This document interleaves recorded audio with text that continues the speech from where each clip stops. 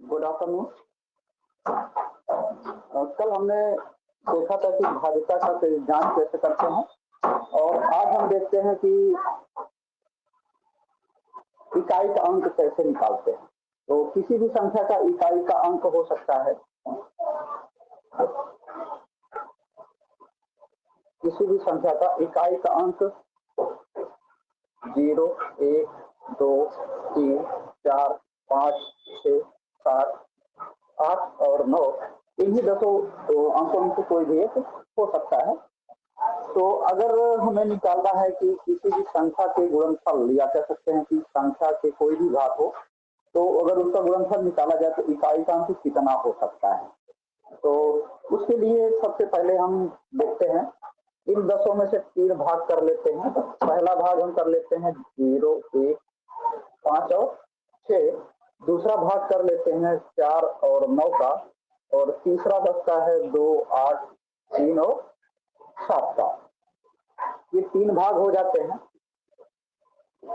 और इसको अगर कुछ इस तरीके से देखना हो, किसी भी संख्या का इकाई का अंक निकालना हो, तो सबसे पहले अगर कोई भी संख्या हो उसके इकाई का अंक 0, 1, 5 या 6 है, तो उसकी घात कुछ भी हो तो इकाई का अंक हमेशा 0 होने पर 0 रहेगा, 1 होने पर 1 आता है, 5 होने पर 5, 6 होने पर 6 ही रहेगा। तो जैसे अगर देखते हैं कि कोई संख्या है 100, अगर इसकी घात हम 3 करके देखते हैं तो इकाई का अंक 0 ही आएगा। 100 गुणे 100 गुणे 100, इकाई का अंक इसका 0 है, इसका भी 0 है और इसका भी 0, तो गुणनफल का इकाई का अंक हो जाएगा 0। तो ऐसे ही अगर घात में कुछ भी हो, ढेर सारा हो जाए, यहाँ तो अभी 3 ही लिए हैं, अगर हम बड़ी घात ले लें, जैसे 100 की घात 100 कर लें, तब भी इकाई का अंक 0 ही रहेगा। ऐसे ही अगर 1 के लिए चेक करना चाहें तो 101 है, इसकी घात अगर हम 101 कर लें तो थोड़ा सा चेक कर लेते हैं, 101 गुणे 101 गुणे 101 गुणे 101, घात 98 इतना बच रहा है। तो अब यहाँ पे 1 गुणे 1 करते हैं, इकाई का अंक 1 आएगा, इसका और इसका इकाई का अंक 1 आएगा, और इनके दोनों के इकाई का अंक अगर गुणा करते हैं तो 1 आएगा।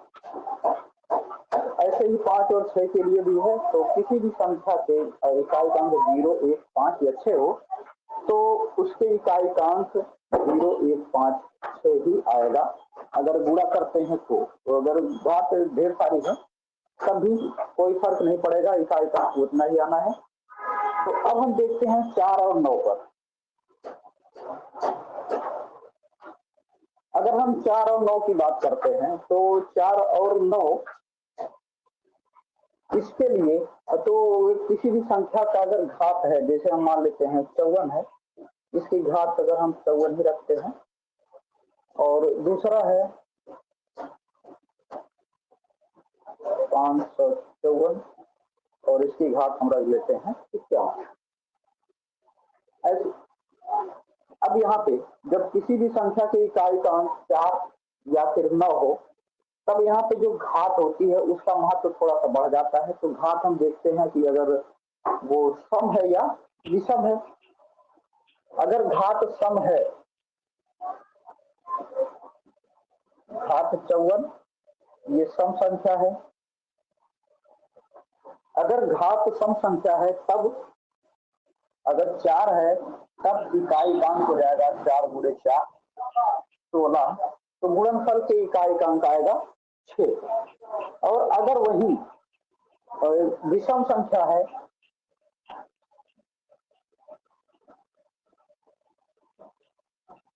घात विषम संख्या है, तब 4 की घात 3, 4 गुणे 4 गुणे 4, 4 चौके 16 चौके 64, इकाई का अंक आएगा 4। तो अगर देखते हैं कि यहाँ पे अगर इकाई का अंक 4 या 9 है, उसमें से तो देखना रहेगा कि संख्या के इकाई का अंक अगर 4 है तो यहाँ पे हम देखेंगे घात कितनी है, सम है या विषम। अगर घात सम संख्या है तब इकाई का अंक आएगा 6, और अगर घात विषम संख्या है तो इकाई का अंक आएगा 4। या इसको इस तरीके से भी कर सकते हैं कि सम संख्या होने पर 6 आएगा और विषम होने पर सेम संख्या आएगी, 4 ही रहेगी। ऐसे ही 9 के लिए भी है। तो जैसे अगर हम 19 है, इसकी घात 20 कर देते हैं, तो सम संख्या है, तो सम संख्या होने पर 9 गुणे 9 81, एक इकाई का अंक आएगा 1। और ऐसे ही अगर विषम संख्या है तो इसकी घात 21 कर देते हैं, तो ये 9 गुणे 9 गुणे 9। तो यहाँ पे ये 81 इसका इकाई का अंक 1 है और ये 9 है, दोनों का गुणा इकाई का 9 ही रह जाएगा। तो अब यहाँ से जब 4 हो या फिर 9 हो, तब देखते हैं कि घात सम संख्या है या विषम। अगर घात सम संख्या है तब इकाई का अंक आएगा 4 होने पर 6, 9 होने पर 1 आएगा। और ऐसे ही अगर घात विषम संख्या है तब 4 होने पर 4 रहेगा और 9 होने पर 9 ही आता है। तो अब इसके आगे देखते हैं।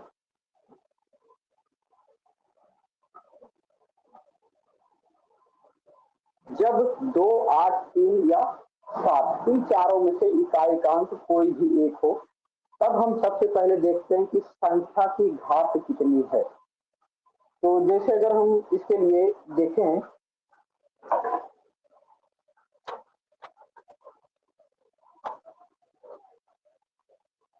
तो जो संख्या की घात रहेगी, मान लीजिए कैपिटल N है, तो इसको हम 4 से भाग देंगे। ये 4 से भाग तब देते हैं जब 2, 8, 3 या 7 में से कोई एक हो। तो अगर हम 4 से भाग लेते हैं तो इसमें अगर हम देखें तो 4 से भाग देते हैं तो या तो पूरा पूरा विभाजित होता है, पूरा पूरा विभाजित होने पर शेषफल जो है 0 होता है, या फिर 1 बचेगा, या फिर 2 बचेगा, या फिर 3 होगा।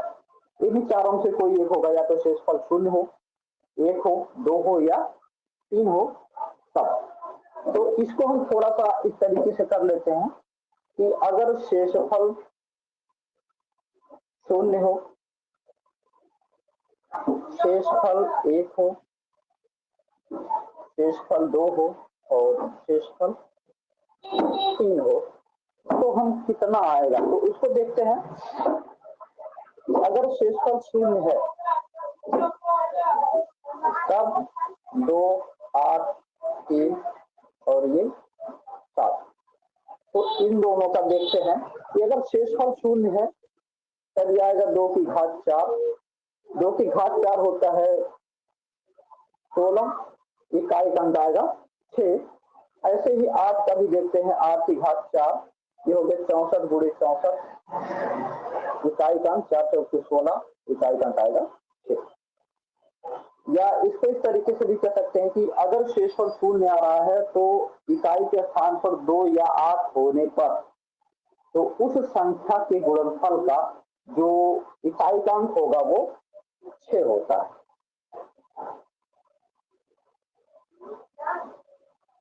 इकाई का अंक बराबर 6।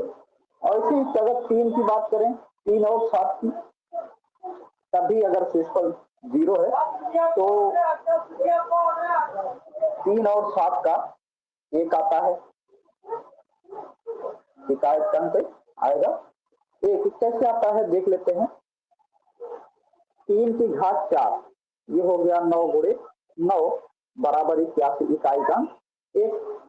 ऐसे ही अगर 7 की घात 4 देखें तो 49 गुणे 49, 9 गुणे 9 81, इकाई का अंक 1 आता है। तो शेषफल 0 होने पर या जब संख्या की घात में अगर 4 से भाग देते हैं तो शेषफल अगर 0 आता है तो इकाई का अंक इकाई का अंक 2 और 8 होने पर गुणनफल का इकाई का अंक आएगा 6। और संख्या के इकाई का अंक 3 या 7 होने पर उसके गुणनफल का इकाई का अंक आएगा 1। ऐसे ही अगर शेषफल 1 बचता है तब 2 का 2 रहेगा, 8 का 8 रहेगा, 3 का 3 और 7 का 7 ही रहता है। अगर संख्या की घात में 4 से भाग देने पर शेषफल 2 बच रहे हैं, तब 2 होने तब अगर इकाई का अंक 2 है, संख्या के इकाई का अंक 2 है तो गुणनफल के इकाई का अंक 2 की घात 2 बराबर 4 आएगा, और 8 है तो 8 की घात 2 ये बराबर 64, इसका भी इकाई का अंक 4 आएगा। तो कह सकते हैं कि अगर शेषफल 2 आ रहा है, संख्या में 4, संख्या की घात में 4 से भाग देने पर अगर शेषफल 2 बच रहा है तो संख्या के इकाई का अंक 2 या 8 दोनों में से कोई एक होने पर उसके गुणनफल के इकाई का अंक आएगा 4। ऐसे ही 3 और 7 का देखते हैं। 3 और 7 का दोनों का सेम आएगा 9। कैसे आएगा? अगर 3 की घात अगर 2 बच रहा है तो 3 की घात 2 कर देंगे 9 आएगा, और 7 की घात 2 करते हैं तो 49 आएगा। तो दोनों के इकाई का अंक आता है 9। ऐसे ही अगर शेषफल 3 बचता है तो 2, 8, 3 और 7।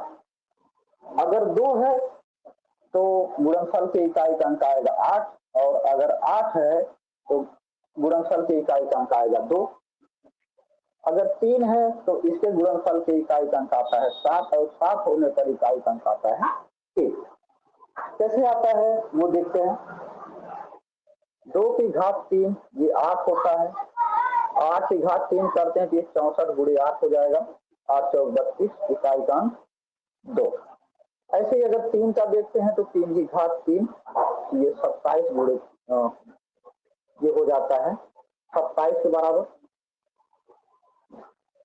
और यहाँ पे 27 का इकाई का अंक है 7, और 7 की घात 3 ये होता है 49 गुणे 7, 7 9 63, इकाई का अंक आएगा 3।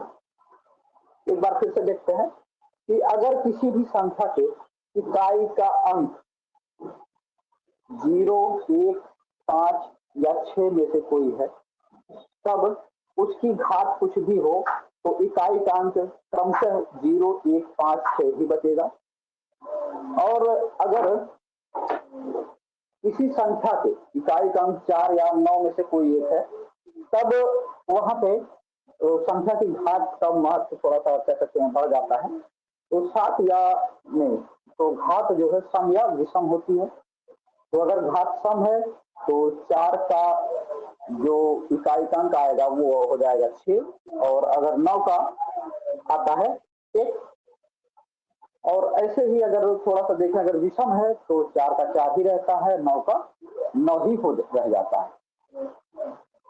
अब आगे बढ़ते हैं 2, 8, 3, 7। अगर इन चारों में से कोई एक बचता है तो सबसे पहला काम करते हैं, जो संख्या की घात होगी उसके बटे 4 करते हैं। तो बटे 4 करने के बाद तो हम देखते हैं या तो शेषफल 0 आएगा, या मतलब पूरे पूरे विभाजित होता है संख्या की घात, या फिर संख्या की घात में 4 से भाग देने पर 1 बचता है, या फिर 2 बचता है, या फिर 3 बचता है। 4 को नहीं बचेगा, क्योंकि 4 अगर बच रहा है तो 4 से विभाजित हो जाएगा, शेषफल 0 आ जाएगा। तो अगर शेषफल 0 है तब अगर संख्या के इकाई के स्थान पर 2 है तब गुणनफल की इकाई का अंक आएगा 6। 8 है तब भी 6 आएगा, और अगर 3 या 7 में से कोई एक है तो इकाई का अंक 1 आएगा। तो अगर शेषफल 1 आ रहा है तो जो संख्या जो हम 4 से भाग किए हैं संख्या की घात में, अगर शेषफल 1 बच रहा है तो इकाई का अंक 2 होने पर 2 ही रहेगा, 8 होने पर 8 रहेगा, 3 होने पर 3 रहेगा, और 7 होने पर 7 ही रहेगा। तो ऐसे ही अगर आगे बढ़े तो अगर शेषफल 2 बच रहे हैं तब 2 इकाई का अंक 2 होने पर इकाई का अंक 4 आएगा, और 8 होने पर 4 आएगा, कह सकते हैं कि 2 और 8 होने पर इकाई का अंक 4 आएगा, 3 होने पर 9 आएगा, और 7 होने पर भी 9 आएगा। अगर शेषफल 3 बच रहा है तब 2 होने पर 8, 8 होने पर 2 इकाई का अंक आएगा, 3 होने पर 7, और 7 होने पर 3 आएगा। तो इस पर हम देखते हैं कि प्रश्न किस टाइप से आते हैं।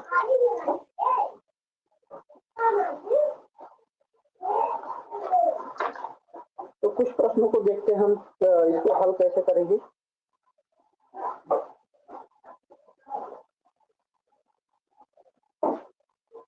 अगर मान लिया जाए कोई संख्या है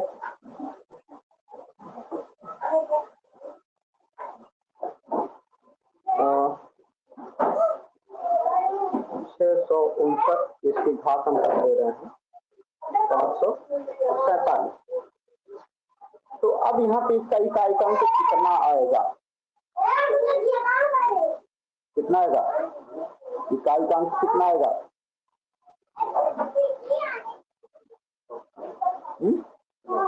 9।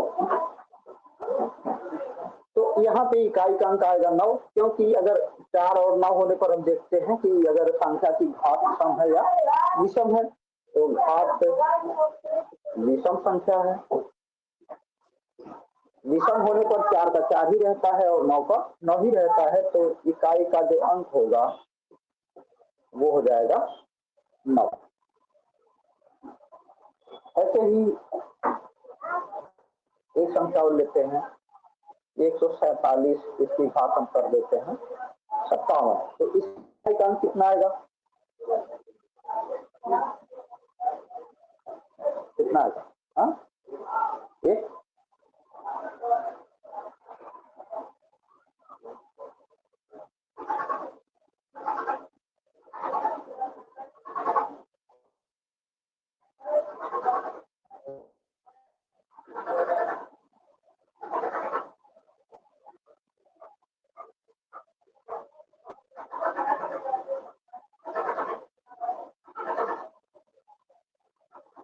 चलिए देखते हैं कितना आएगा।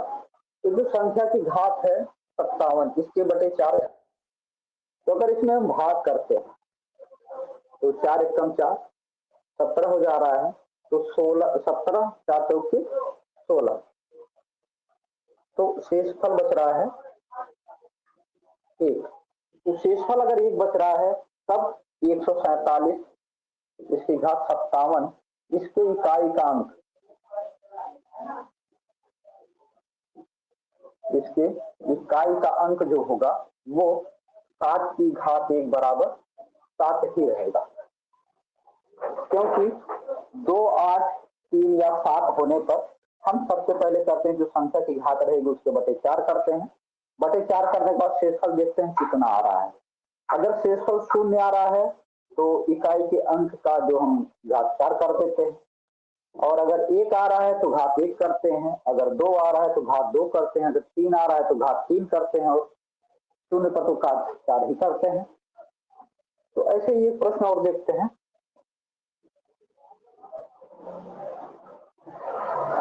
244 इसकी घात 42, इसका इकाई का अंक कितना आएगा?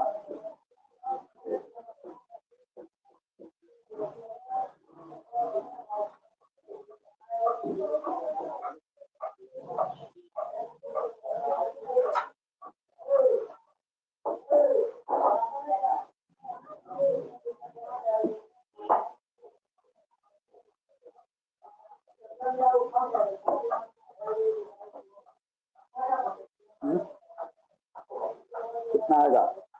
6। देखते हैं, यहाँ पे 4 और 9 होने पर बताया है कि सम या विषम। देखते हैं, ये सम है तो 4 की घात 2 16, इकाई का अंक आएगा। तो 244 की घात 42, इसके इकाई का अंक आएगा। तो इस पे देखते हैं क्वेश्चन किस टाइप का पूछता है, कि जैसे 259 है, इसकी घात अगर हम कर दें 198, गुणे कर दें 256, इसकी घात 192, गुणे 234, इसकी घात 201 कर लें, और 237 इसकी घात 102 कर दें, तब इकाई का अंक कितना आएगा?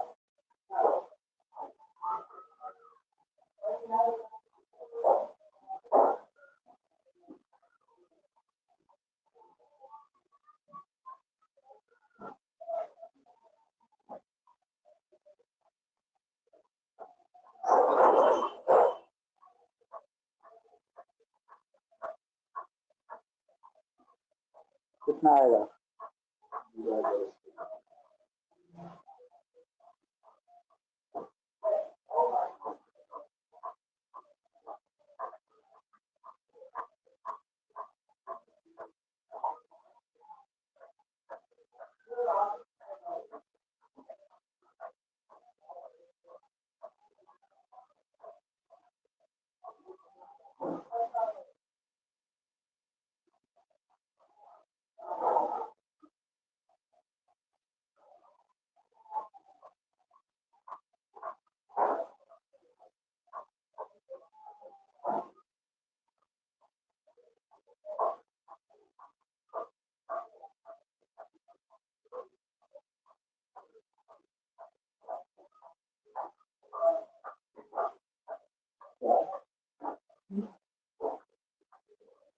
देखते हैं कि यहाँ पे 9 है, तो 9 के लिए हम घात देखते हैं सम या विषम। इसके पहले सबसे पहले देखते हैं कि इस टाइप का प्रश्न हल कैसे करते हैं। अगर इस टाइप का प्रश्न आता है तो सबसे पहले सबका अलग अलग इकाई का अंक निकाल लेते हैं, उसके बाद क्या करते हैं देखते हैं।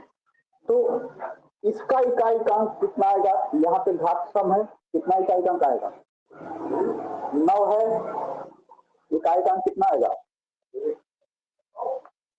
यहाँ पे घात देखते हैं सम या विषम। अगर घात सम है तो इकाई का अंक आएगा 1। इसका कितना आएगा 6 है, तो घात से कुछ देखते नहीं है। 4 है, यहाँ पे विषम है तो 4। यहाँ पे 7 है,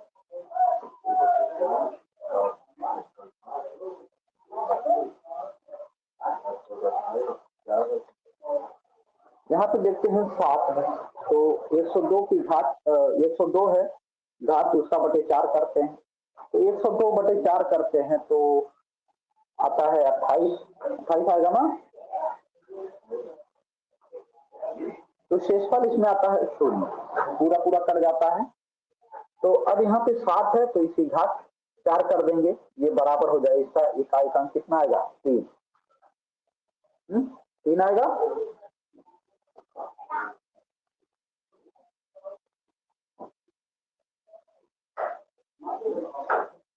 7 की घात 4, इकाई का अंक आएगा 1।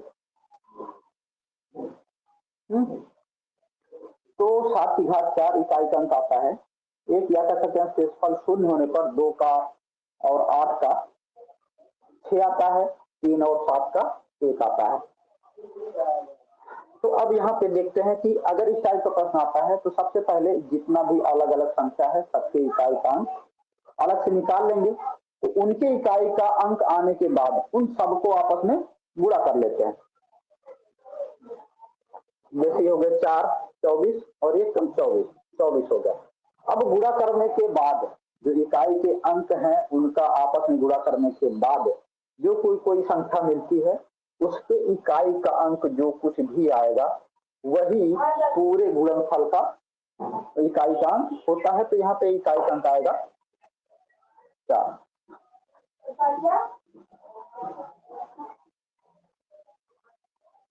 यही प्रश्न कुछ दूसरे तरीके से भी मिल सकता है। जैसे यहाँ पे अगर हम हटा दें, इसकी घात ही हटा दें और इस पूरे की घात अगर हम कर दें 26, तब इसके इकाई का अंक कितना होगा।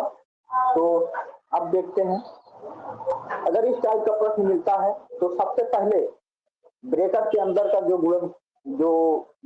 सब दिए हैं, जो संख्याएं दी गई हैं उसका सबसे पहले गुणनफल का इकाई का अंक निकालते हैं। तो इसका इकाई का अंक है 9, इसका है 6, इसका 4 है, इसका 7 है, तो 9 6 54। इन दोनों के गुणनफल का इकाई का अंक है 4, इन दोनों के गुणनफल के इकाई का अंक आएगा 8। तो इन दोनों के गुणनफल के इकाई का अंक 8 और 4 है, तो दोनों का आपस में अगर हम गुणा करते हैं तो 32 आता है, इसका इकाई का अंक आएगा 2।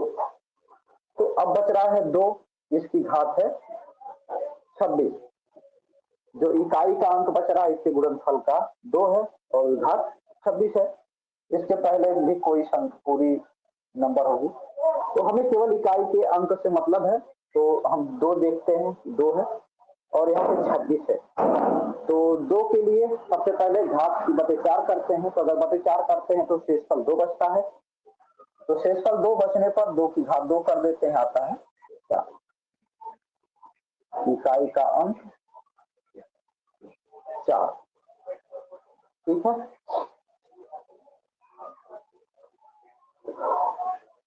अब इसी में पूछता है कभी कभी संख्या के गुणनफल में जीरो की संख्या कितनी होगी, या अगर मान लीजिए इकाई का अंक 0 तो आता ही है, लेकिन कभी कभी 0 की संख्या पूछता है, लेकिन बीच में नहीं पूछेगा, अंतिम में पूछेगा इकाई के अंक के साथ कितने भी शून्य हो सकते हैं।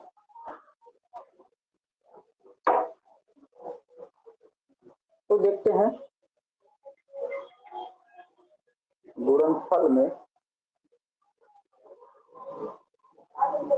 शून्यों की संख्या अगर गुणनफल में शून्य की संख्या निकालनी है तो सबसे पहला काम हम करते हैं कि जो भी संख्या दिया गया है उसका सबसे पहले हम गुणनखंड निकालते हैं। तो गुणनखंड निकालेंगे तो उसमें हम केवल 2 और 5 को ध्यान में रखते हैं, बाकी किसी को नहीं।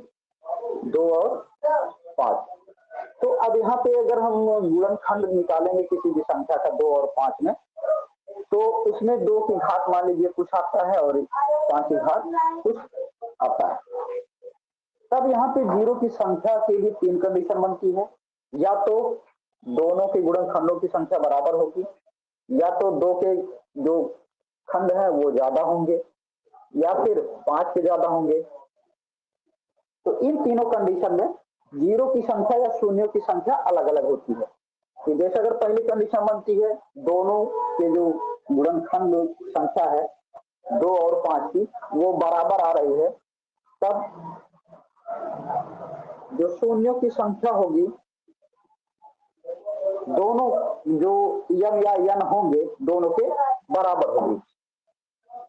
यम और यदि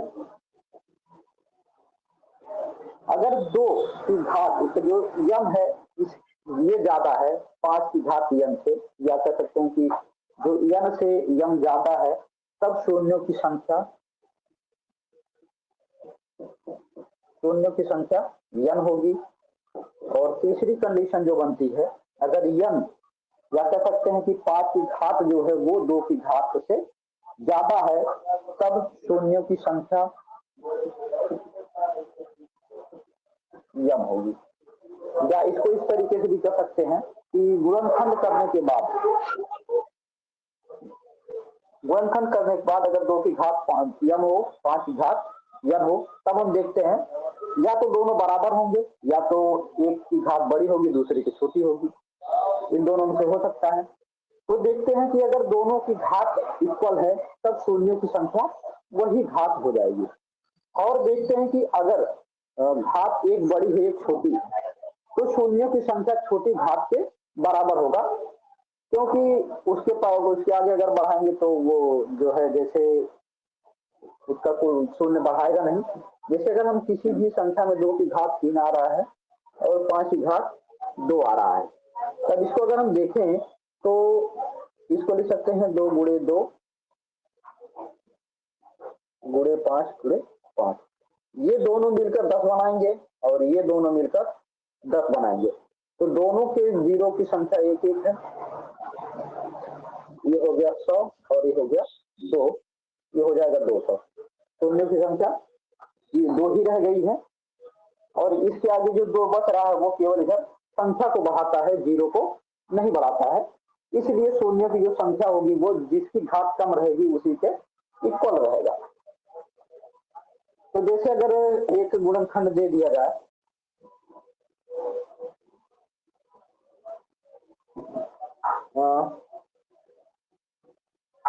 14 गुणे 54 गुणे 25 गुणे 60, इसमें अगर कह दे कि गुणनफल में शून्यों की संख्या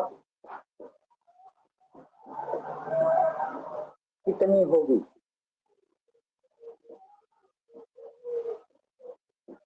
शून्यों की संख्या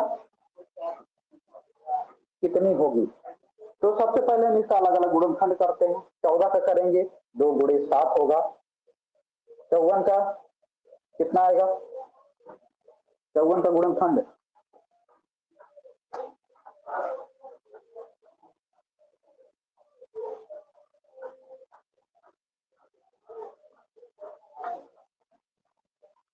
2 गुणे 3 गुणे 3 गुणे 3।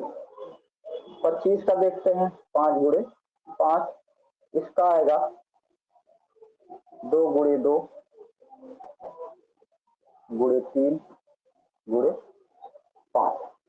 तो अब देखते हैं 2 कितनी बार है, 1 2 3 और 4, 2 की घात 4। अब 5 कितनी बार है, 1 2 3, 5 की घात 3। तो अब इसमें शून्य की संख्या हो जाएगी